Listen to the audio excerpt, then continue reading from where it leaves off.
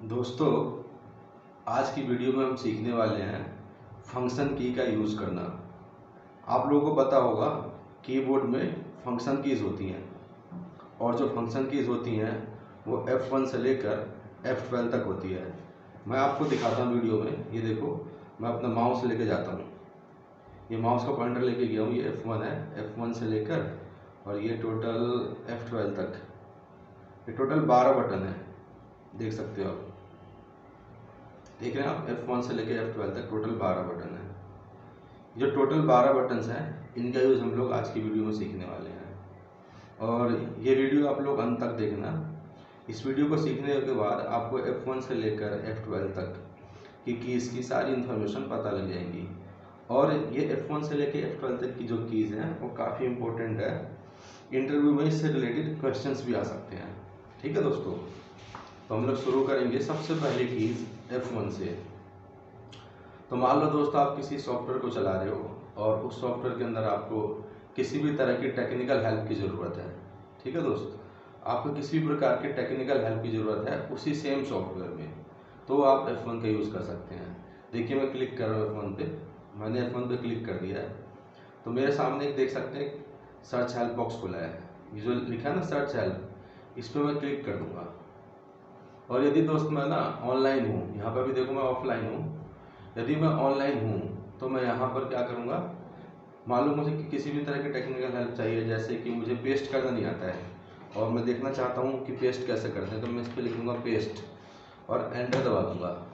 ठीक है, जब मैं एंटर दबा दूँगा और यदि मैं ऑनलाइन होऊंगा तो पेस्ट कैसे करते हैं, ठीक है, उससे रिलेटेड सारी इन्फॉर्मेशन वो नीचे दिखा देगा। फिलहाल ये दिखा रहा है कि ये अभी नेट कनेक्ट नहीं है। ठीक है, इसलिए हम इस तरह की इन्फॉर्मेशन नहीं ले सकते हैं। ठीक है दोस्त, अब हम सीखते हैं अगली फंक्शन की, जो है F2। ठीक, तो मैं इसको हटा देता हूँ। F2 सिखाने के लिए मैं क्या कर रहा हूँ, उसको मिनिमाइज कर लेता हूँ। ठीक है, अब हम सीखते हैं F2 के बारे में। जो F2 की होती है ना दोस्त, वो किसी भी फोल्डर या किसी भी फाइल को रीनेम करने के लिए है। मान लो मेरे पास एक फोल्डर है दोस्त, ये गोविंद नाम से फोल्डर है मेरे पास एक, ये गोविंद के नाम से। ठीक है, और मैं इसका नाम ना बदलना चाहता हूँ और मैं ये भी चाहता हूँ कि मैं माउस से ना बदलूँ, कीबोर्ड के किसी भी बटन से बदलूँ। ठीक है, तो मैं क्या करूँगा, F2 प्रेस कर दूँगा। ये देखो दोस्त, मैं F2 प्रेस करने जा रहा हूँ। ये F2 पर क्लिक कर दूँगा। ठीक है, F2 पर क्लिक करने के बाद मैं क्या करूँगा, नाम टाइप कर दूँगा। जैसे मुझे नाम रखना है इसका शिवा, और उसके बाद एंटर दबा दूँगा। तो आप देख सकते हो शिवा नाम से फोल्डर सेव हो गया। ठीक है, इसी प्रकार यदि हमारे पास कोई फाइल होगी, ठीक है, जैसे हमारे पास एक ग्रेड की फाइल है, तो उसको भी रीनेम कर सकते हैं। करना क्या होगा, हमें F2 प्रेस करना होगा। मैं फिर जा रहा हूँ, ये F2 में जा रहा हूँ। ठीक है, F2 प्रेस कर दिया और मैं यहाँ पर लिख दूंगा जो भी नाम रखना है मुझे। जैसे मुझे इसका नाम रखना है वर्षा, तो वर्षा लिख के एंटर दबा दूंगा। ठीक है दोस्त, तो F2 के द्वारा आप किसी भी फाइल को या फोल्डर को जो पहले से सेव है उसे किसी दूसरे नाम से सेव कर सकते हैं। ठीक, अब हम अगली की ओर बढ़ते हैं। जो हमारी अगली फंक्शन की है वो है F3। ठीक है दोस्त, मान लो दोस्त आपने कोई फाइल सेव की है किसी फोल्डर में और वो फाइल आपको नहीं मिल रही है, या आपने कोई फोल्डर सेव किया है और वो फोल्डर आपको नहीं मिल रहा है, लेकिन आपको याद है कि मैंने ना डॉक्यूमेंट्स नाम के या किसी भी अन्य नाम के फोल्डर में अपनी फाइल या फोल्डर को सेव कर दिया है। ठीक है, तो F3 दबाकर आप सर्च कर सकते हो, यानी ढूंढ सकते हो। जैसे कि मान लो मैं जिस पीसी में जा रहा हूँ, ठीक है, और डॉक्यूमेंट्स में जाता हूँ। ठीक है, अब मान लो मैंने ना प्रियंका नाम की फाइल सेव की थी और मुझे मिल नहीं रही है इस लिस्ट के अंदर, मैं ढूंढना चाहता हूँ। ठीक है, तो F3 प्रेस करूँगा। F3 प्रेस करूँगा तो हमारे सामने एक सर्च बॉक्स ओपन होगा, सॉरी एक्टिवेट हो जाएगा। ये देखिए हमारे पास सर्च बॉक्स है, ये एक्टिवेट हो गया। F3 प्रेस करते हैं, देखो मैं दोबारा से F3 प्रेस करता हूँ। फंक्शन की में गया मैं और F3 प्रेस कर रहा हूँ। ठीक है, तो F3 प्रेस करने के बाद क्या करना है, मुझे ना जिस नाम की फाइल मुझे नहीं मिल रही है वो मैं यहाँ पे टाइप कर दूंगा। जैसे मुझे मेरी फाइल प्रियंका नाम की नहीं मिल रही है, तो मैं क्या करूँगा, प्रियंका लिख दूंगा। जब मैं प्रियंका लिख दूंगा तो प्रियंका नाम की यदि कोई फाइल होगी तो ये सर्च करके हमें दिखा देगा। ठीक है, ये जैसे प्रियंका की फाइल है, ये दिखा रहा है। मालूम मैं देखना चाहता हूँ इसके अंदर क्या सुमन नाम की फाइल है, तो मैं सुमन लिख दूंगा। तो दिखा रहा है कि no items match your search, इसका मतलब है कि सुमन नाम की कोई फाइल इसमें नहीं है। मैं देखना चाहता हूँ इसमें कोई शिवम नाम की फाइल है, तो दिखा रहा है कि नहीं है इस नाम की कोई फाइल, लेकिन किसी की फाइल के अंदर शिवम लिखा हुआ है। तो ये किसी की फाइल के अंदर भी यदि शिवम लिखा है या कोई अन्य वर्ड जो आप ढूंढ रहे हो लिखा हो तो वो भी दिखा सकता है।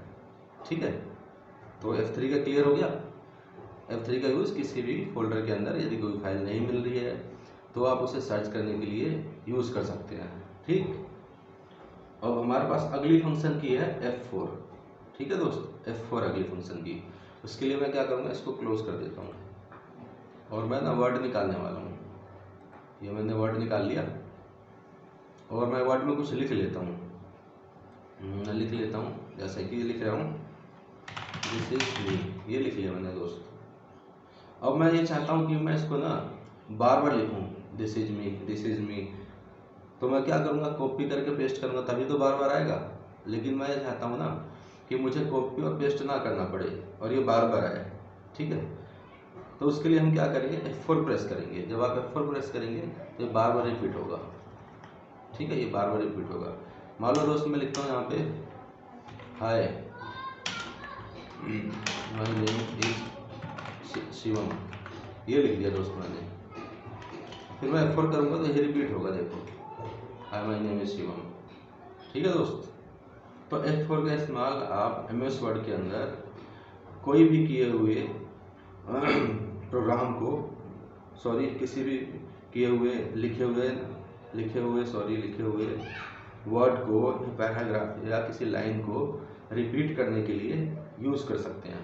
ठीक, अगली फंक्शन की हमारे पास F5 दोस्त। ठीक है, इसके लिए मैं बंद कर देता हूँ। देखो दोस्त, आप लोगों ने ये तो सुना ही होगा कि रिफ्रेश भी कर सकते हैं कंप्यूटर को, और रिफ्रेश करने के लिए आपने कई बार राइट क्लिक करके रिफ्रेश किया होगा। डेस्कटॉप पर राइट क्लिक करके आप रिफ्रेश कर सकते हो। ठीक है, लेकिन क्या आपको पता है कि इसको हम शॉर्टकट में कैसे रिफ्रेश कर सकते हैं? देखिए, शॉर्टकट में भी आप रिफ्रेश कर सकते हैं। उसके लिए आपको फंक्शन की में जाना है और F5 पे क्लिक करना है। ये F5 पे क्लिक करना है आपको। जब आप इस पर क्लिक कर देंगे तो आप इससे कंप्यूटर को रिफ्रेश कर सकते हैं। ठीक है, रिफ्रेश करने से कंप्यूटर यदि हैंग चल रहा होगा तो धीरे धीरे अपनी नॉर्मल स्पीड में आ जाएगा। ठीक है दोस्त, अब हमारे पास है अगली फंक्शन की F6। ठीक है दोस्त, F6 का यूज़ करने के लिए मैं आपको ना वर्ड के अंदर ले चलता हूँ। ठीक है, वर्ड में ले जाता हूँ, वर्ड निकाल लेता हूँ। ये मैंने वर्ड ओपन कर लिया है। ठीक है दोस्त, और वर्ड की मैंने ना और भी फाइल ओपन कर लेता हूँ एक एक करके। जैसे निशांत की फाइल ओपन कर ली मैंने। अब मैंने फाइल ओपन कर ली हिल अपार्टमेंट की। अब मैंने फाइल ओपन कर ली राहुल की। ठीक है दोस्त, मैंने कई फाइल ओपन कर ली हैं और अब मैं ये चाहता हूँ ना कि मैं इन फाइलों को एक एक करके देखूँ सामने। ठीक है, मैं चाहता हूँ कि मेरे सामने एक एक करके आए।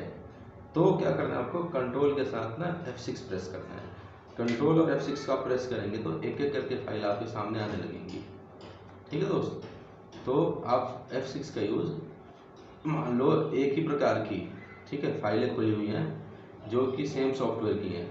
ठीक है, जैसे कि मान लो वर्ड की ना अलग अलग प्रकार की नाम की फाइल खुली हुई है। ठीक है, वर्ड की अलग अलग नाम की फाइल खुली हुई है।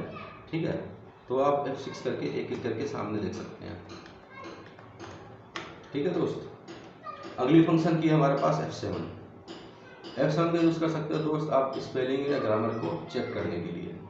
ठीक है, जैसे ये वर्ड है दोस्त, इस वर्ड के अंदर ना मैं लिख रहा हूँ ग्रेट, GREAT और E, मैं जानबूझ के स्पेलिंग गलत लिख रहा हूँ। ठीक है दोस्त, मैंने स्पेलिंग गलत लिखी है ग्रेट की, और मैं इस स्पेलिंग को सही करना चाहता हूँ तो मैं फंक्शन की का यूज़ कर सकता हूँ, और जो फंक्शन की मैं यूज़ करूँगा वो है F7। तो F7 के द्वारा दोस्त ना कोई भी ग्रामेटिकल मिस्टेक हो या कोई भी स्पेलिंग मिस्टेक हो उसे सही कर सकते हो। ठीक है दोस्त, तो अभी मेरे पास तो स्पेलिंग मिस्टेक है तो मैं इसको सही करने वाला हूँ। दोस्त आपको पता कैसे लगेगा कि स्पेलिंग मिस्टेक है? देखो, पहचानने का बहुत ही आसान तरीका है।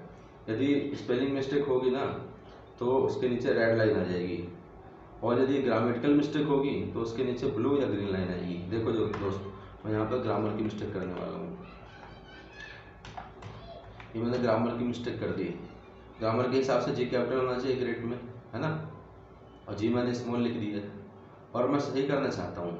सबसे पहले मैं ऊपर वाला दिखाता हूँ आपको, इस ग्रेड को मिटा देता हूँ।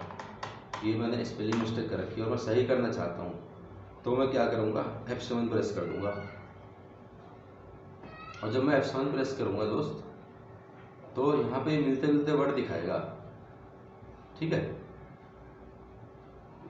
ये हमारे लिए देखो ग्रेट, ही हमारे लिए यही वर्ड है जो हम लिखना चाहते थे, ये सही हमारे लिए। हम क्या करेंगे, इस पर क्लिक करके चेंज कर देंगे। चेंज करने से ये सही हो जाएगा। ठीक है दोस्त, अब मैं आपको इसी के अंदर ग्रामर की मिस्टेक करके दिखाता हूँ। मैं लिखता हूँ ग्रेट और जी स्मॉल कर देता हूँ।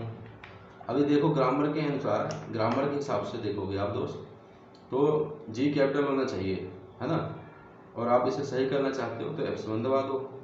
इसके लिए भी F7 दबा के और यहाँ आप चेंज कर दोगे तो ये सही हो जाएगा। ठीक है दोस्त, अब हम अगली फंक्शन की सीखते हैं जो कि है F8। ठीक है, अगली फंक्शन की हमारे पास है F8। ये रही अगली फंक्शन की F8।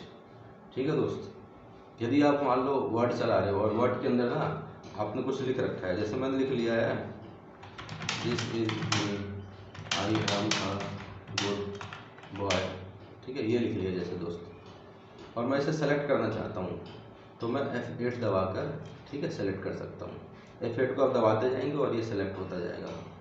ठीक है, तो वर्ड के अंदर आप किसी भी लाइन को, पैराग्राफ को या लिखे हुए किसी वर्ड को सेलेक्ट करना चाहते हैं तो F8 का यूज़ कर सकते हैं। ठीक है, और इसको कैंसिल करने के लिए आप एस्केप दबा के बाहर क्लिक कर देना। ठीक है, तो दोस्त आपको F8 भी क्लियर हो गया होगा। अब हम आगे बढ़ते हैं F9 में। तो दोस्त जो F9 है ना, उसका यूज़ कर सकते हो आप। मान लो टैली यूज़ कर रहे हो और टैली के अंदर ना आप कुछ परचेज़ करना चाहते हो, तो परचेज़ करने के लिए आप F9 का यूज़ कर सकते हो। ठीक है दोस्त, इस बटन का, ये F9 का यूज़ कर सकते हो आप टैली में परचेज़ करने के लिए। ठीक है, तो यदि आप कभी टैली चलाओ और उसके अंदर आप परचेज़ के नाम से कुछ करना चाहते हो यूज़, तो आप F9 का यूज़ कर सकते हो। इससे परचेज़ नाम का वाउचर खुलेगा और उसके अंदर फिर आप कुछ भी परचेज़ कर पाओगे। ठीक है दोस्त, अब हम आगे बढ़ते हैं F10 में। ठीक है, तो F10 का यूज़ बताता हूँ दोस्त। देखो दोस्त, मैं इसका एक एग्जांपल देता हूँ। मैं ना फाइल पे क्लिक कर रहा हूँ। देखो फाइल पे क्लिक कर रहा हूँ तो ऑप्शन आ रहे हैं। होम पे क्लिक कर रहा हूँ या इंसर्ट पे या डिज़ाइन पे, देखो तो उसके ऑप्शंस आ रहे हैं, लेकिन ये क्लिक करने के बाद आ रहे हैं ना। मैं चाहता हूँ मुझे क्लिक ना करना पड़े, मैं शॉर्टकट में इन पे क्लिक कर पाऊँ और इनके अंदर जो ऑप्शंस होते हैं उनको यूज़ कर पाऊँ। ठीक है, तो क्या करूँगा, मैं F10 पे क्लिक कर दूंगा। मैं जा रहा हूँ फंक्शन पे, देखो दोस्त F10 पे क्लिक करूँगा। जब मैं F10 पे क्लिक करूँगा ना, तो अब देखो हर मेन्यू के नीचे या हर टैब के नीचे कोई ना कोई कैरेक्टर आ गया। देखो जैसे होम के नीचे H आ गया है, इंसर्ट के नीचे N आ गया है, डिज़ाइन के नीचे G आ गया है। तो दोस्त ये जो कैरेक्टर्स आप देख रहे हो ना, सिंगल सिंगल कैरेक्टर्स जो आ रहे हैं हर टैब के नीचे, वो उस टैब को या उस मेन्यू को खोलने के लिए कैरेक्टर्स दिए गए हैं। ठीक है दोस्त, मान लो मैं होम को खोलना चाहता हूँ तो मैं क्लिक करूँगा ना, लेकिन मैं चाहता हूँ क्लिक ना करूँ, शॉर्टकट में खोल दूँ। ठीक है, तो देखो होम के नीचे H दिख रहा है ना, तो आपको क्या करना है, H दबा देना है तो होम पे क्लिक हो जाएगा। ठीक है, तो जैसे आपने H दबाया तो होम के अंदर के सारे ऑप्शंस खुल गए हैं। अब इनमें भी ना दोस्त किसी भी ऑप्शन को आप यूज़ करना चाहते हो शॉर्टकट में, तो उनके नीचे भी अलग अलग कैरेक्टर्स या नंबर्स दिख रहे हैं। देखो जैसे बोल्ड के नीचे B है ना, B के नीचे देखो 1 है।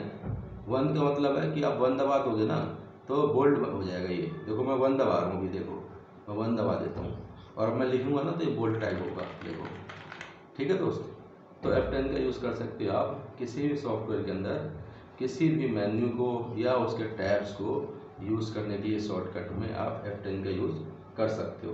ठीक है दोस्त, अगली फंक्शन की है हमारे पास F11।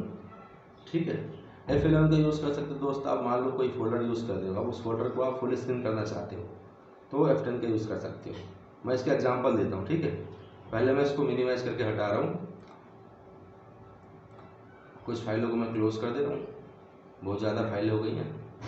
देखो दोस्त, मैंने जैसे ये सीमा के फोल्डर को ओपन किया है, तो मैं इसे फुल स्क्रीन करना चाहता हूँ तो F11 दबा सकता हूँ। F11 करके मैं इसे फुल स्क्रीन कर सकता हूँ, और दोबारा जब मैं F11 दबाऊँगा तो वापस अपने नॉर्मल स्क्रीन में आ जाएगा। ठीक है दोस्त, देखो फुल स्क्रीन करने के लिए फंक्शन की में जाऊँगा और F11 प्रेस कर दूँगा, फुल स्क्रीन हो गया। फिर दोबारा देखना चाहता हूँ उसको नॉर्मल में, तो फंक्शन की में जाके F11 कर दूँगा, ये दोबारा नॉर्मल हो गया। ठीक है, तो दोस्तों अब हम लोग अगली फंक्शन की सीखते हैं। जो लास्ट फंक्शन की है वो है F12। ठीक है, जो F12 है दोस्त, वो किसी भी फाइल को जो पहले से सेव हो उसे बार बार किसी भी अन्य नाम से, किसी भी दूसरे नाम से सेव करने के लिए है। मान के चलो दोस्त, ये मैं इसको हटा रहा हूँ, देखना मेरे पास ये फाइल है, राहुल के नाम की फाइल है दोस्त मेरे पास, ये देखो राहुल के नाम की फाइल है। मैं इसको ना पूजा के नाम से सेव करना चाहता हूँ, तो मैं इस पर क्लिक करूँगा ना तो ऑप्शन नहीं खुलेगा सेव करने के लिए दोबारा, लेकिन मैं चाहता हूँ ना ये जो राहुल नाम की फाइल है मुझे इसकी एक कॉपी और बनानी है। ठीक है, तो मैं F12 दबा सकता हूँ। F12 दबा के आप किसी भी फाइल को बार बार अलग अलग नाम से सेव कर सकते हो। ये मैं क्या करता हूँ, जा रहा हूँ मैं फंक्शन की में, F12 दबाता हूँ। देखो F12 दबाऊँगा तो आपके सामने सेव एज का ऑप्शन आएगा। देखो ये जो सेव एज का ऑप्शन है ना, इसके अंदर आपको टाइप करना है, उस फाइल का नाम टाइप करना है जिस नाम से आप फाइल सेव करना चाहते हो। मैं यहाँ लिख देता हूँ जैसे कि लव एंड इमरान लिख के मैं सेव कर देता हूँ। देखो इससे फाइल सेव हो गई। ठीक है दोस्त, तो आज की वीडियो में इतना ही, फिर दोबारा हम लोग अगली वीडियो में मिलेंगे। ठीक है, उम्मीद करता हूँ कि ये जो वीडियो है जिसमें मैंने फंक्शन कीज़ के बारे में बताया है वो काम आएंगी आपके। ठीक है दोस्त, आप इसको ज़्यादा से ज़्यादा रिवाइज़ करना, जितना आप रिवाइज़ करोगे उतने ही एक्सपर्ट हो जाओगे आप F1 से लेके F12 की फंक्शन कीज़ में। ठीक है दोस्त, ये बहुत इंपॉर्टेंट है, आप लोग इसे रिवाइज़ करते रहना। ठीक है ना, चलो ठीक है, बाय दोस्त।